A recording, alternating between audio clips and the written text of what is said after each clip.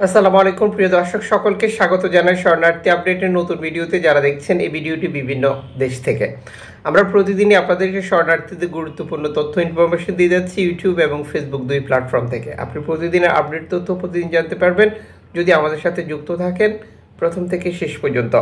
ভিডিওটি শেয়ার করে আপনার টাইমলাইনে রেখে দিন যাতে করে অন্যরাও দেখতে পারে, এবং প্রতিদিনের ভিডিও দেখতে চ্যানেলটি সাবস্ক্রাইব করে ফেসবুক পেজটি লাইক ফলো করে আমাদের সাথে যুক্ত থাকুন বা আমাদেরকে সাপোর্ট করুন।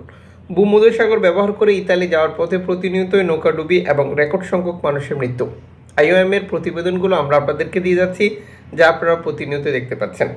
এদিকে সিসিলির উপকূলে শরণার্থীর মৃতদেহ ইতালির স্থানীয় দৈনিকের রেফারেন্সে প্রিন্ট এবং ইলেকট্রনিক্স মিডিয়ায় ভাইরাল, যা আন্তর্জাতিক নিউজ পোর্টালগুলোর ব্রেকিং আপডেটে পরিণত হয়েছে। ভূমধ্যসাগরের ইতালির দ্বীপ সিসিলির উপকূল থেকে 6 জন অভিবাসীর মৃতদেহ উদ্ধার করেছে উপকূল রক্ষীরা। সর্বশেষ তথ্য অনুযায়ী ল্যাম্পুদোসা হটস্পটের কাছে ডুবে যাওয়া নৌকার অভিবাসী হিসেবে ধারণা করা হচ্ছে। শুক্রবার ইতালির সিসিলির উপকূলে 6 জনের মৃতদেহ পাওয়া যাওয়ার ঘটনাটি প্রকাশ করে স্থানীয় দৈনিকগুলো। এরপর এটি গতকাল সামাজিক যোগাযোগ মাধ্যমে ভাইরাল হয়ে যায়। দেশটির উপকূল রক্ষীদের ধারণা, ইউরোপ পৌঁছাতে চেষ্টাকালীন নৌকাডুবির ঘটনায় এদের মৃত্যু হয়েছে, যদিও এটি সম্পূর্ণ তাদের তথ্য মতে টোটাল প্রতিবেদনটি আসেনি।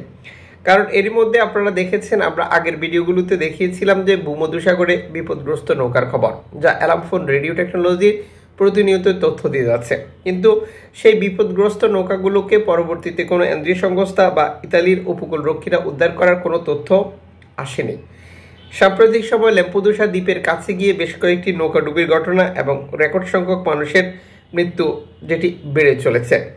এদিকে সর্বশেষ আবহাওয়া পরিস্থিতি খারাপের কারণে এই নৌকাডুবির ঘটনা ঘটতে পারে বলে ইতালি কর্তৃপক্ষ দাবি করলেও আপনারা জানেন যে এনজিও সংস্থাগুলো প্রতিনিয়তই যে কথাটি বলে যাচ্ছে, ভূমধ্যসাগরে এনজিও সংস্থা শরণার্থী উদ্ধারের অনেক দরকার, কিন্তু ইতালি সরকারের নতুন নিয়ম অনুযায়ী ভূমধ্যসাগর থেকে শরণার্থী উদ্ধার এই এনজিও সংস্থাগুলোর বাধ্যবাধকতা রয়েছে, যা আইন মেনে কাজ করতে হচ্ছে। আর এই সকল আইনের বেড়াজালে পড়েই অভিবাসীদের মৃত্যু হচ্ছে, যা বেড়ে চলেছে।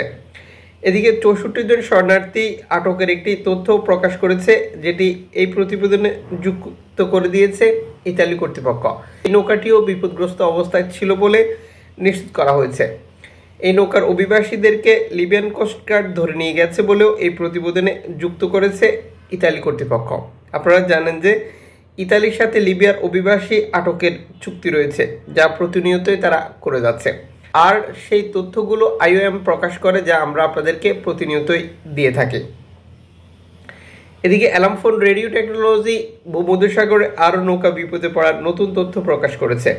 অ্যালামফোনের সর্বশেষ বার্তায় নিশ্চিত করেছে ভূমধ্যসাগরে নতুন করে একটি নৌকা বিপদে পড়েছে, যে নৌকার অভিবাসীদেরকে উদ্ধার করার জন্য অ্যালামফোন রেডিও টেকনোলজি আন্তর্জাতিক এনজিও সংস্থা এবং ইতালি কর্তৃপক্ষের কাছে বার্তা পাঠিয়েছে।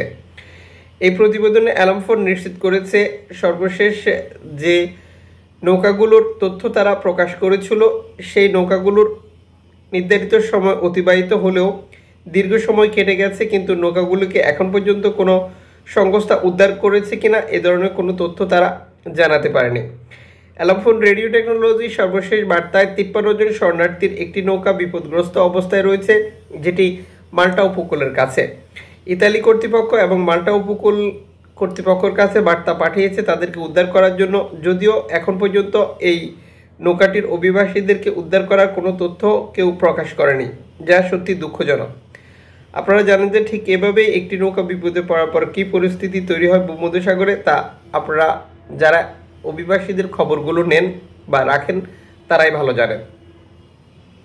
এদিকে 34 জন শরণার্থী নিয়ে একটি নৌকা বিপদে পড়েছে তুরস্ক থেকে গ্রিসে যাওয়ার পথে, যা অ্যালামফোন রেডিও টেকনোলজি থেকে বার্তা প্রচার করা হয়েছে। এখানে অ্যালামফোন সতর্ক করে দিয়েছে নৌকাটিকে উদ্ধার না করলে বিপদ ঘটতে পারে এবং অভিবাসী মৃত্যু হতে পারে। অ্যালামফোন রেডিও টেকনোলজির সাথে লিবিয়া থেকে ছেড়ে আসা একটি বিপদগ্রস্ত নৌকার 120 জন অভিবাসী যোগাযোগ করেছে। অ্যালামফোনের সাথে যোগাযোগ করে তারা সাহায্য কামনা করেছে, যদিও এখন পর্যন্ত অ্যালামফোন নিশ্চিত করতে পারেনি এই বিপদগ্রস্ত শরণার্থীকে কেউ উদ্ধার করেছে কিনা।